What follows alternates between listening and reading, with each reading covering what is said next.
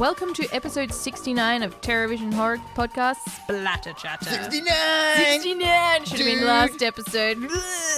I'm one of your hosts, Jennifer Strand, and joining me is our very own limb collector, Dan McGuinness. Good afternoon. Good afternoon on NPR. Splatter Chatter is our fortnightly installation of TerrorVision, where we usually talk about a topic, but today is going to be a little bit different. So essentially, one of my favorite t-shirt companies, Studio House Designs, they dropped a Japanese horror line. So we had Houseu, I love Houseu. Audition, and they dropped one called Noroi. Is that how you say it? Noroi? I don't know how to pronounce it because I'm not Japanese and I'm an ignorant person. So you read it stuff in like Noroi. Noroi? I assume that's how they do it. Or The Cursed. Now this The shirt... Curse, yeah, that's just what it is. This shirt was amazing, and so Dan took it upon himself on a Sunday while he was at work. He decided to check it out. It was streaming on YouTube for free. So he watched it with no sound, just pure subtitles. 2-hour film. 2-hour film, and then you watched it a second time in that week. With my wife, yeah. With your wife, and then you told me that I needed to check out this film. And you're like, what is this You film? generally don't push me to watch too many things in a timely manner, so I checked it out on the Friday night, and holy crap. So we are going to have a little bit of a chat about this film. This isn't going to be like our spoiler cast where we go through every scene. We're just going to bang on about it. This is just a cool film that we both watched it. We both really fucking loved it. And we felt that the fact that we didn't know it existed, and maybe you didn't know it existed out there, and we would like to tell you about it. So then you remember that we're cool because we're the ones that talked about it. That's right. And I'm sure there's everyone in our Facebook group will be socials will be like, yeah, I know that. Why didn't you know about that? Tickets. We don't know about everything, but True. we do. So shut up. But before we jump into it, let us just be thankful for the people that are interacting with us over on our socials. People like Patrick Roberts, Andrew Hector, Tassie Blizzard, Adam Gillespie, Ambivalent Hoax, Dion Cracknell, Freakchild, and of course, Intolerant Podcast, which is a fun new podcast with a young girl that I went to uni with called Nadia. Oh, really? Yeah. What is it about? It's a lot of ranting. So they basically take a topic and they just sort of have a chat about it and sort of go on mini rants. It's quite fun, so I do recommend checking it out. So, as I was saying, we're talking about Noroi, The Curse in Japanese. It came out in 2005. 5. Yep. Why can't I see that? In August 2005, August 20. Oh, not too long And had a ago. budget of $2 million, which I was like, oh. That's a lot of money Yeah. for what this film was. There isn't much about this film, eh? No. Like, there is no fun facts. There's no, like, directory commentary things. There's nothing about this film. This film is just there. I had about a 5-minute window to have a look at this film and I found nothing, so we'll go with that. The only thing you do find is people's reviews saying it's the best film they've ever seen. Yeah. Have you noticed that? Like, The so reviews many people. are amazing. Anyhow, so we're going to give you a bit of a vibe on what it's about, what it is. What the fuck is this Noroi? Noroi. I'm just going to go with The Curse. The Curse. It's not The Curse. Yeah, so basically, the premise of the film is a documentary filmmaker explores seemingly unrelated paranormal incidents connected by the legend of an ancient demon called a Kabutaba. Kabutaba. So what I like about the film straight away, number one, is it's a documentary about a documentary. So Yes. the filmmaker, the doco is about this guy who made this film. Yep. And it's a mockumentary, which we all... I love a mockumentary. Same here, especially, and a found footage mockumentary. So Yep. it's a mockumentary about a found footage. Oh, man. Yeah. Straight away. You just There like, you go. Okay, cool. It's set up like really good. There's a whole bunch of like Japanese TV stars in it playing themselves as just a normal thing, which I was like, it's a risky move, like some of the stuff they do in this film, eh? It is, but it also gives us a very realistic insight into Japan and Japanese television, because their television and culture. I sat there watching it with Liz and she's like, yeah, that would be an actual show. And I'm like, really? Yeah, they have like ridiculous shows that are like, you know, and they're all variety shows. Like I reckon 90% of Japanese television is variety. So if you don't know what variety is, basically remember Hey Hey It's Saturday. Yes, It's like that every gone. show. Yeah. And they have like, you know, they have stars on there that just have reaction shots, and so it's full reaction stuff before reaction on the YouTube was a real thing. Yeah, definitely. Yeah, and but they'll have like just blatant stuff like here is like a person who's seen ghosts, and no one's ever like says that. Or not ghosts, you know, like supernatural things that we will just dismiss as not real. Yeah. They have shows where it is real. Yeah. And it's like, you know, variety shows like... Yeah, let's go run around and get possessed by demons because it's fun. Yeah, and shit like that. And they've got all that like really full-on graphic design over all their variety shows. So they over-design everything. They put titles everywhere, slow-mo, sound effects. It's ghastly. Yeah. It's the most ghastly television style, the Japanese like variety show. It sounds like super fun. Yeah, they're really fun. They're really fun. Anyhow, so this film, it starts with, you know, them going like, you know, this is a footage. No one's seen this. It was deemed too you know, full on for the public to ever see, but we're going to show you it. Blah blah blah blah blah. Yeah. And yeah, it follows this guy named, what's his name? Kobayashi. Masafumi Kobayashi. Kobayashi. Yeah. He's this endearing, lovable, kind of slightly overweight little man who's just like... He's just really into the paranormal and investigating the paranormal, and... He's not over the top or anything. He just basically goes and interviews people that have had experiences and stuff like that, and he makes these little docos about it. And then it just goes from there. And, oh man, it's really hard to explain this film, but like you should watch it. As I said, it's easy to watch. It's on YouTube. There's a 720p version. It's on Shudder now. Yep, streaming on Shudder in Canada and the US only. So if you've got a VPN, just use that. Well, apparently, Shudder is the first time it's ever been available. Interesting. It had a cinema release in Japan, but that's all it ever had. Well, it does say that it is a Shudder exclusive, so I do like that. Shudder do have some really cool Japanese stuff, but you've got to use your VPN to access it. There's like the Ring Girl versus the Grudge Girl as well. It's like, is that an actual show? It is an actual movie. Yes. It's like Samara versus something. It was a Grudge was a boy. Yeah, I don't know. So it's just boy versus girl. Yeah, it's fine. Who would win? Ghost versus ghosts.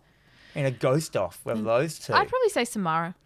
Yeah, but she needs you to watch the video. That is true. I can't remember what the Grudge kid needed. What were his prerequisites? I don't know. I've seen The Grudge, but I don't remember anything about The Grudge. So this is firmly grounded in that style of film. So, you know, The Ring, The Grudge, Dark Water. I'm trying to think of some other ones. Japanese ghost stuff which really went off in the 90s. Was it the 90s or 2000s? It went, remakes of it all in the 2000s. Yeah, there were so many. So from here, I found some other ones. One called Pulse. Yes. And there was another one as well. All have like these Western 2000s remakes of them. And I'd heard of the Western remakes, but I didn't know they were all... So when The Ring got remade, was it Naomi Watts? Yes. With Naomi Watts in it. And it went really well. Every studio company was like buying up the IP of Japanese, you know, ghost ones that they'd been doing and curse videos and stuff like that and remaking them. But lots of them didn't advertise. Like the Pulse didn't advertise it was based on really that much, where the Ring one was obvious. Yes. And the Grudge, they advertised it as it. And I think it's maybe what worked for it a bit more. Yeah, I think so. Well, the thing with Japanese... Dark Water did it as well. Yeah. Well, Japanese horror is just... It's got a different vibe. It's a different tone. Everything about... Like, it is genuinely terrifying. Well, Japanese horror is always... you can't win. No. And it is... which is more realistic. You can't work out how to... All of them have it. They all try and get out of it. And no one ever does because these forces are fucked. Yeah. They don't have rules that they play. They don't go, oh, you got me. I'm going back to hell. Oh, okay. Yeah. And people just don't know how to deal with this shit. So it's always like... Really, what's the word for it? It's really like, I can't think of the word. You can't think of the word. That's fine. Well, it's also very grounded, and a lot of Japanese horror is grounded in their folklore and their history as well. So, like, watching this film, they got to a certain point. Like, this film is long as well. It's about an hour and 50 minutes. I don't necessarily feel that there's no credits? No. I don't feel that it needed to be that long.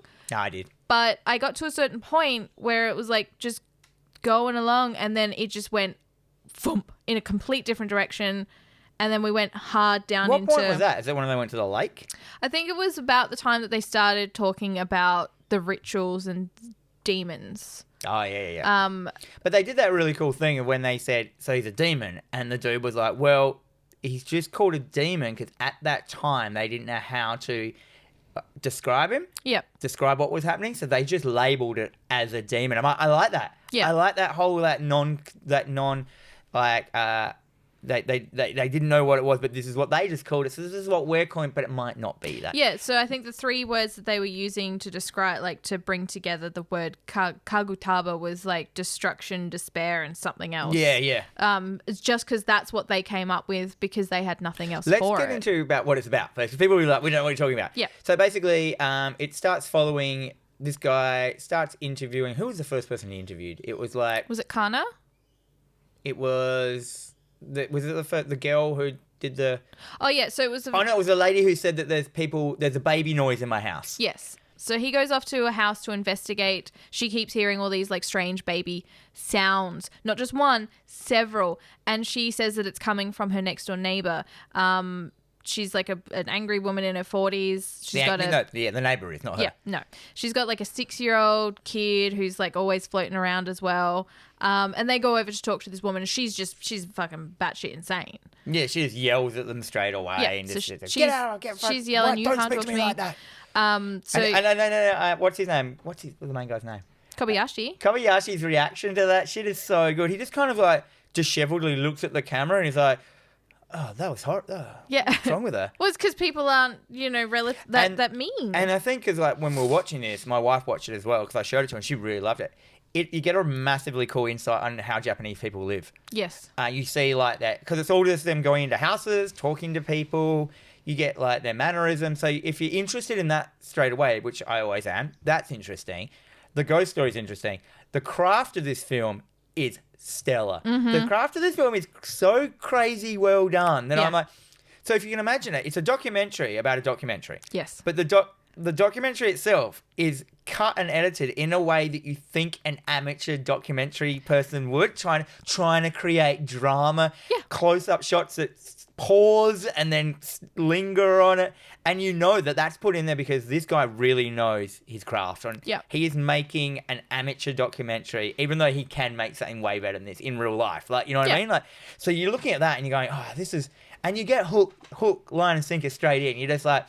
And it's only 3/4 of the way through, you forget that you're watching the doco of the doco. Like, it's just the doco. Yeah. And because the movie starts, so they're telling you what happens at the end. And you forget that until suddenly you realise, oh, fuck, this character dies. Yeah. I know that because it's shown it already. Like, yeah, it basically starts out with the reason why the documentary is making this documentary about this documentary is that Kobayashi, like his house burned down, his wife's remains were found in the house and he was missing and he's still missing. And all of this happened while he was doing this paranormal investigation. So they're trying to... No, there's another tape later on. There's a tape within a tape there's within a tape within a tape. So they're investigating an investigation of this disappearance kind of thing. Yeah. So it's like the inception of Japanese horror. It reminded me of like One Cut of the Dead as well. Yeah, like that kind of vibe. Like real genius filmmaking and disguised as an amateur film. Mm-hmm. And that's why I was like, genius. Yeah. Like, you know when you just go like, this film is smarter than I thought it was. And that's what this film is. So yeah, he interviews this lady first. Then he interviews another family again. Oh, no, then it cuts to a Japanese variety show where they're doing like clairvoyant. Mm-hmm. Is it clairvoyance? Yeah.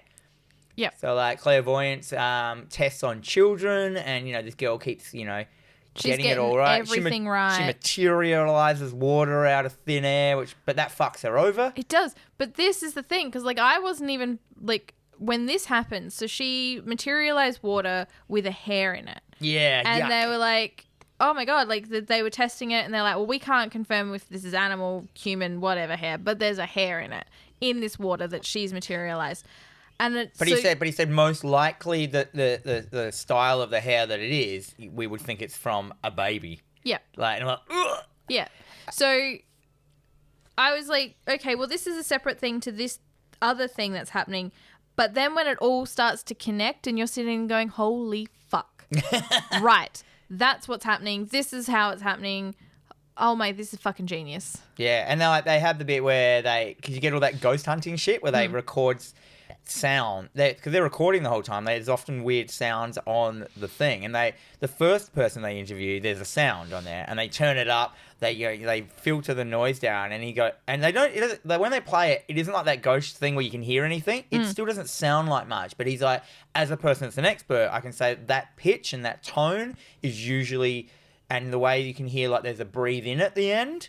It's usually that would be consistent with an infant or a baby. Yeah. And he goes, but when we kind of look at this and and we can see the waves, it's like there's 5 babies in the room. And I'm like, oh God. Yeah. And there wasn't. And like the film, there's just so many good bits in it. Like, and then from there, like, we get introduced to the super psychic, Hori. Yep. Hori. Mr. Hori. Mr. Hori, the super psychic, who is basically your textbook conspiracy nut covered in alfoil. Yes. He's got a bucket hat that he's like wrapped in alfoil. He's got a big winter coat which is just wrapped in alfoil. His whole house just alfoil wallpaper. He also has like almost, he's got like a tick. Yep. They call it like a what's that word? What's that? I can't think Not of it. Tourette's. Not Tourette's, the other one.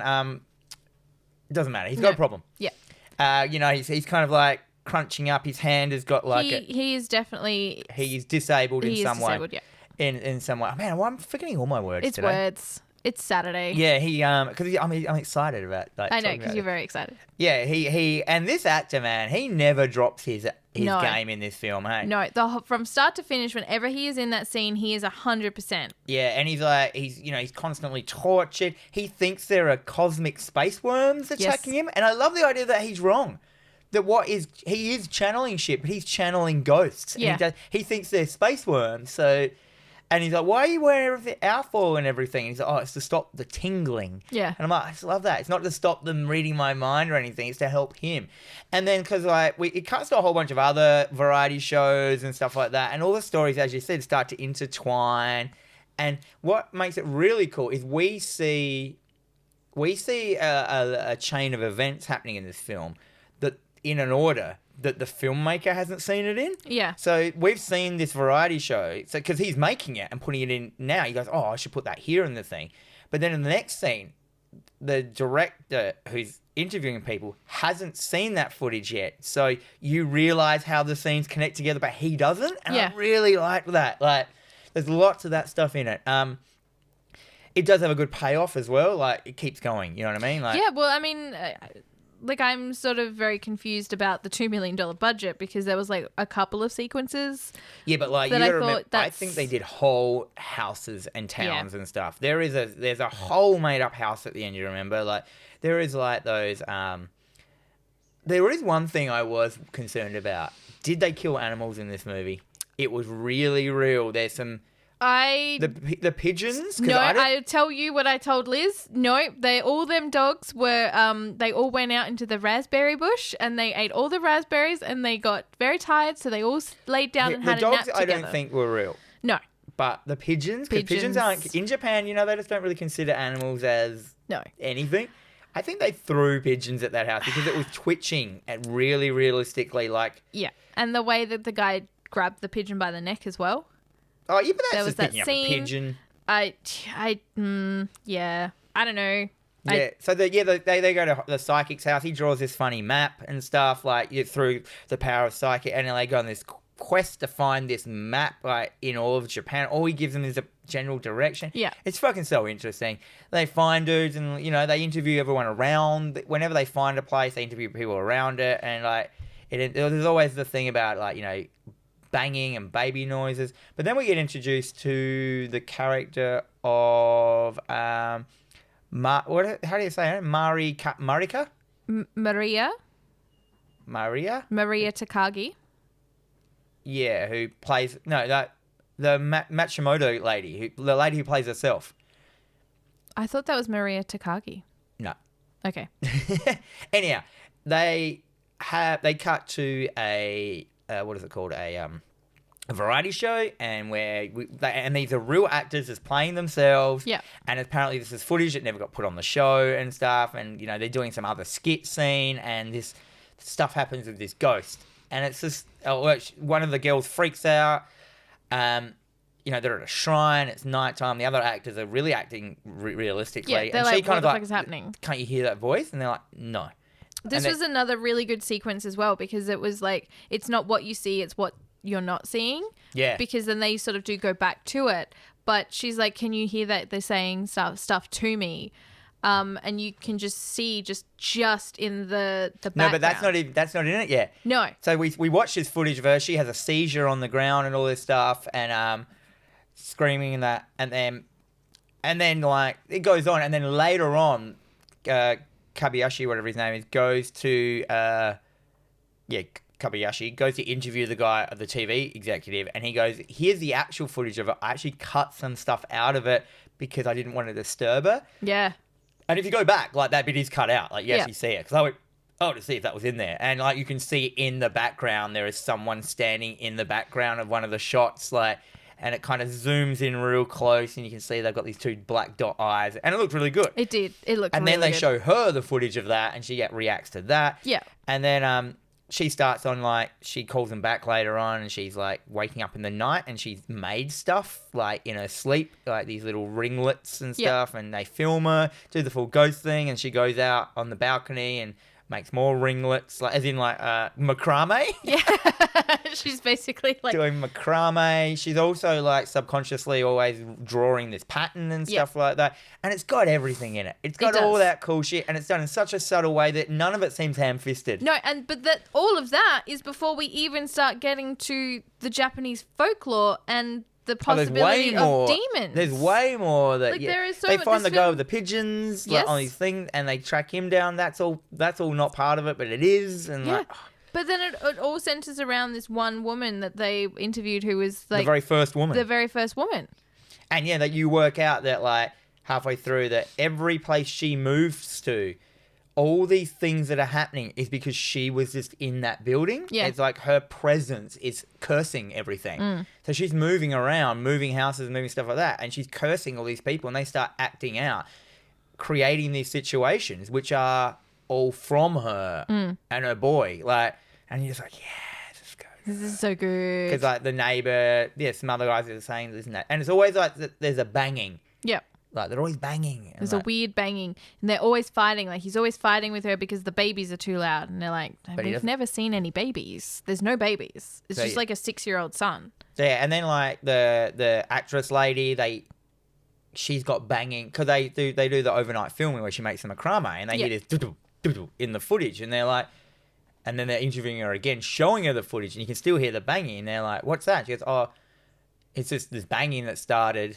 And like, my friend actually lives upstairs, and they go interview her, and she's like, I'm not banging. Yeah, she's like, I'm not making any sound. And it's not like a ghost sound. It's like this kind of like somebody's kind of walking around and dropping shit on the ground above you, in an apartment. And then later on, that lady turns up dead in a suicide cult, and then you see that also in the suicide cult is the guy that grabbed the pigeons. Yep. And everything starts to come together, and you're just like, And that's before we even go to the next town. And it's set over like 5 years as well. So it's a long, and then we go to the town. Yeah, how does he get that tip off? I don't remember how he gets the tip off, but he goes to see like a local historian. Oh, no. The hoary guy just yells out the word Kabuto, like the demon's name. Oh, yeah. And he starts researching the word. And he uses these always, he just starts ringing people. His connections. Yeah, this is back in the day where you can't just Google it. If this was a film made today, it would just be him sitting on Google and then it come up instantaneously. He's got like a list when he's an A4 page and he's crossing out names as he's calling them, going, what can you tell me about Kabutaba? Like the word, like at all. And he finds out, word dudes, and one guy's like, that sounds familiar, speak to this guy. And he goes there and he's a historian. He's got like some scrolls and, he talks about this ritual that was done in this town. There was a town there, but then it got like... a dam got installed and the town got, like, not flooded and killed. They just had to move the town kind of thing. And after they moved the town, they stopped this ritual. And this ritual was to stop this guy named Kabuto, whatever his name was. Kabutabi. Kabutaba. which was like this demonic thing, and there's like old footage, like super real. So they've got the 16 mil video, but we can't of the last. Yeah, which has conveniently been put onto a VHS, which is great.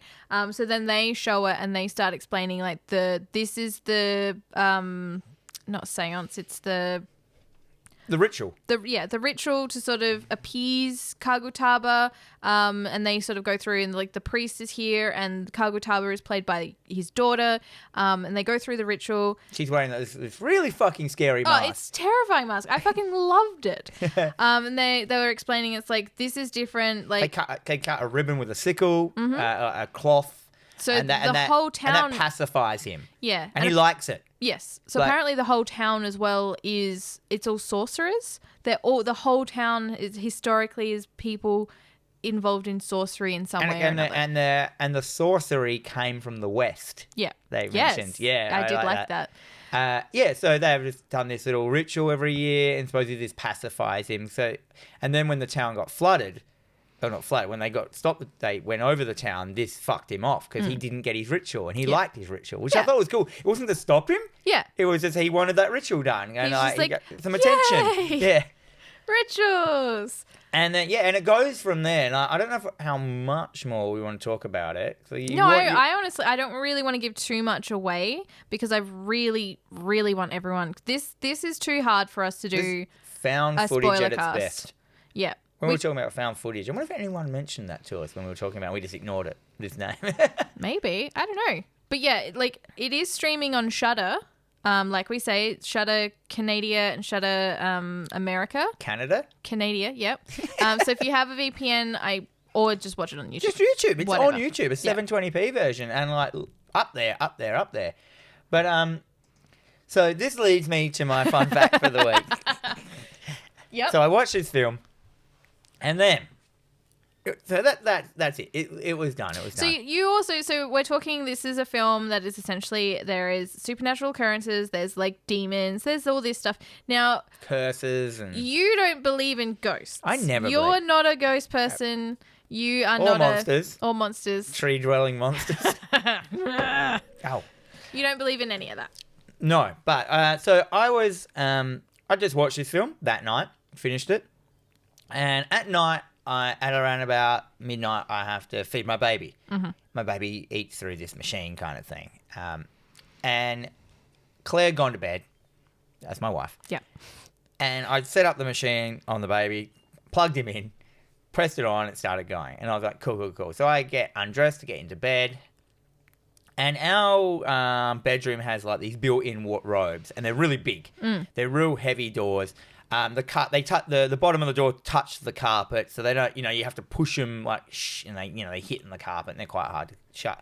And I'm walking past one of these doors, and as I walk past it, it fucking just slams shut, and I'm not touching it. No. And I'm like, it's like bang, and I'm like, and at first I was like, oh, that's cool, like, and then I was like, hang on. And because our house, what happens is like when you open a door or shut a door down the other end of the house, it makes the other door shut because the air gets pulled through. Yeah. And I thought, oh, it must have been someone opened one of the doors or closed one of the doors out in the other room. I'm like, hang on. It's midnight. Everyone's in this room. Mm-hmm. That couldn't have happened. Or is there someone in my house? I went out the room, looked in around in the house. There's no one in my house. Yeah. Then I started thinking of the movie. And there's like some... there's some scary scenes. All of a sudden, you believe in ghosts. All of a sudden, this is the power of this film. And I walk back into the room, and I'm like, there is no way this door could have closed. Like, and I thought, fuck it. I'm not going to scare myself. That's stupid. I'll just go to bed. So I get into the bed, and and then I think, I start, scaring myself to sleep, kind of thing. But then I think, I wake up in the morning, I'm still thinking about it, I'm like, maybe it was just like, maybe it was closed, because I saw it close. But maybe I didn't see it. It was really dark, I just had like this real dim light on, so I don't wake anyone up. Maybe it was closed, and maybe like there was like some things in the cupboard that hit on the door, and it scared me. Mm-hmm. So I got up, and I opened the cupboard, this is in the morning, and there's just nothing in there. Like, there's nothing that could have possibly fallen on this. And I'm like, this is bullshit. And I remember the night before I got into the bed, I was like, I'm not going to tell Claire this. She's going to think I'm an idiot. She already had the monster possum story. So I immediately tell Claire straight away. I wasn't going to tell her, but fucking told her anyway. And she's like, "Ooh, it's the ghost." But yeah, it's fucking ghosts, isn't it, you idiot? And I'm like, no, I don't believe in ghosts. And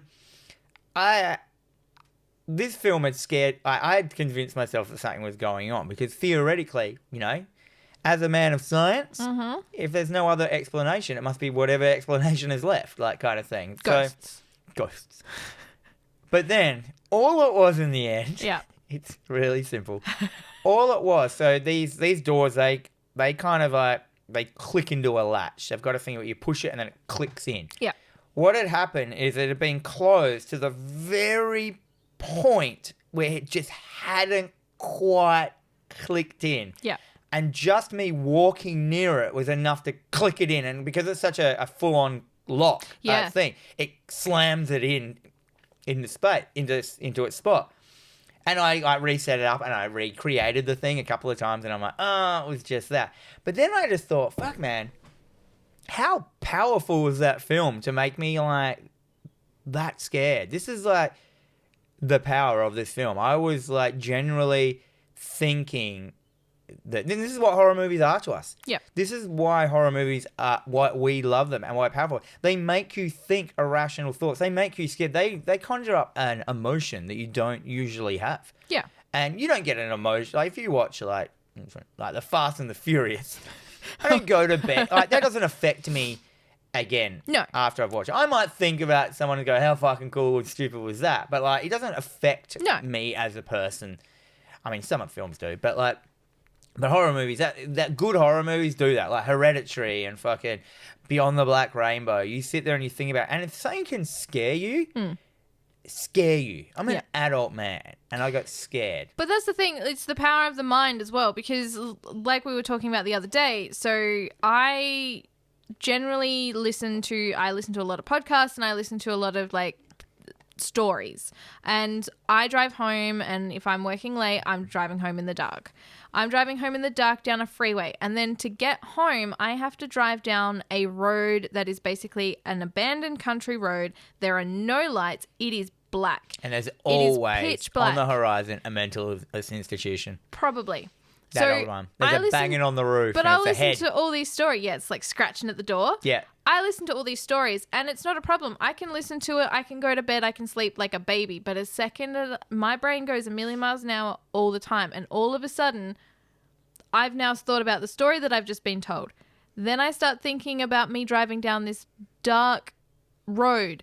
What could appear out of the darkness? What could, like, all these possibilities of terrifying things that could start happening in the dark while you're by yourself. And then you start to freak yourself out. Do you remember there was I don't know if you, urban legends, like back in the day. Do you remember the one, or did you have this one at your school, with the kid who had the dog that slept under his bed and he used to lick his fingers? Yeah. Yeah, that was a wicked one. And then all of a sudden it was just an escaped mental patient licking his fingers. Yeah, but it was set up better than that. It was like his dog would lick his fingers and that, and then one night his dog didn't lick his fingers. He looked under the bed and his dog was dead under there, and he'd clearly been dead for a long time. Yeah. And then there's a note just saying people can lick too. I used to... when the X-Files first came out, I would go watch it at my friend's house down the road. Every Thursday night, the X-Files, when it first came out, it was on Thursday night. Mm-hmm. I remember. And I was a teenager, but I remember every night I'd watch my X-Files down the road, and it was dark, walking home to my house. It was probably 8 houses down the road. Yeah. And I always started going, don't run. Don't run. If you run, it'll get scary. And every time about halfway, I would end up running. And that's the thing as well. It would build. I remember running in those last 4 houses. The tension would build up so much that it was like... Well, that's the thing, because if you're running, something's going to be chasing you. Yeah, you're running because there is something behind you. And it was almost it amused me how scared I got each time running home and stuff like that. But that's the feeling that, I like that feeling of being scared. I like that feeling of, because like I say, my imagination my brain just goes overdrive all of the time. So everything can just become, what the fuck is this right now? Did you find that the film felt like a SPC? Yeah. what was that? Something... Secure, protect, SCP. Yeah, secure, contain, protect. Yeah, and so they're creepypastas. If you don't know what that is, look that up and you'll fucking find 100 years of fun on that website. We've talked about them before, haven't we? Yes. In previous episodes. Yep. But yeah, this film felt like one of them, like just one example of one of them kind of thing. So we're probably going to... We've been talking about this for like 35 minutes now. This is going to be a shorter episode because we just wanted to speak to you about this kind of thing. I think our next Splatter Chatter, do we know what our next Splatter Chatter is going to be? I believe we're going to be talking about our favourite zombie films. Oh, that is a long... See, it's weird when you think about zombies because you're like, I don't really like zombie films. Me and then neither. you realise how many zombie films you've liked. Yeah, it's true. Well, I had to come up with, I think a lot of what mine were sort of newer ones because obviously we're going to be talking about some of the classic ones, but the newer ones that most people probably haven't heard of or watched yet that we definitely recommend watching. Got some older ones in there as well. Oh, yeah. Well, you can't... I mean, look, I don't want to talk about it now because we're going to talk about it next week, but, I mean, we're going to be straight out talking Romero. Yeah, there's going to be some Romero in there. Or you just be like, look, we're not going to talk about Romero because that's just a given. Some Snyder, some other ones. Got some Japanese ones. Yeah. Actually, I had a bunch of Japanese ones. I had to tone mine down. And then I noticed that you had one of the ones that I wanted in there in yours. So I was like, oh, cool. A lot of mine are like more comedy than horror. Because I was going to, I mean, we're clearly going to mention like Night of the Living Dead and stuff like that. But yeah, anyhow. So anyway, go out there, find this on YouTube, give it a watch, go into our comments and tell us what you think about it. Tell us if you didn't like it as much as we did, or don't get me wrong, this isn't the best film you've ever seen. No, you're not going to, but it doesn't jump the shark at any point, in my opinion. Like it keeps going, and then you get a beautiful like Blair Witch moment well. But a Blair Witch what you wished happened in Blair Witch. Yeah. There's payoff at the end. It is a slow burner. I like slow burns though. I found that they don't jump sharks as much a slow burn. Yeah. Subtleties. Because and that's what I very much enjoy. I love subtle horror because that's the kind of film, like you say, you're going to watch that film, you're going to be like, that was a really good film, really enjoyable, very well done. You think nothing more of it, but later that night, you're going to bed, something's happening, and you're like, now I'm thinking about it a lot. Dark Skies does that to me every time. There you go. Every time I watch Dark Skies and I go to the toilet in the night or something like, I just know that I'm going to turn around, open the toilet door, and there's going to be one of those fuckheads standing there. Yeah. Just going, oh, gonna kill you up. But anyhow, so you, I did the housekeeping. You do the housekeeping this one. You've been listening to TerrorVision Horror Podcast, the Spoilercast special version, the Japanese horror special version. We should do a Japanese horror special. We really should. Yeah, because they're so good. They are. And we'd have to genre it down as well. Man. We are available on all major podcasting services and also available on the YouTube. But no matter where you should choose to consume us, please make sure you hit the like button, subscribe, leave a comment. You get mentioned in the show every now and then. Help us grow. I mean, we don't want to grow too big because it'd be too much work. I mean, I would love to do this full time. No, I don't. Make that happen. No, I don't want to do it full time. No, I'll do it full time. You just come in. Oh yeah. Once a week. Just come in. But yeah, just make it worth it. We just want to feel like there's some people listening to us, and we do feel that because we have really people coming into our works now. Yeah, it's cool. And stuff like that. You can interact with us on our Facebook, our Instagram, which is TerrorVision at TerrorVision Pod. You can keep, hang out with us. You can see all crap we put up. We do a lot of social media. Jen does a lot of social media. Thank you, Jen. That's okay. She's all over it. Or you can just send us an email on terrorvisionpod@gmail.com. Yes. And until next week, remember, be kind. Rewind.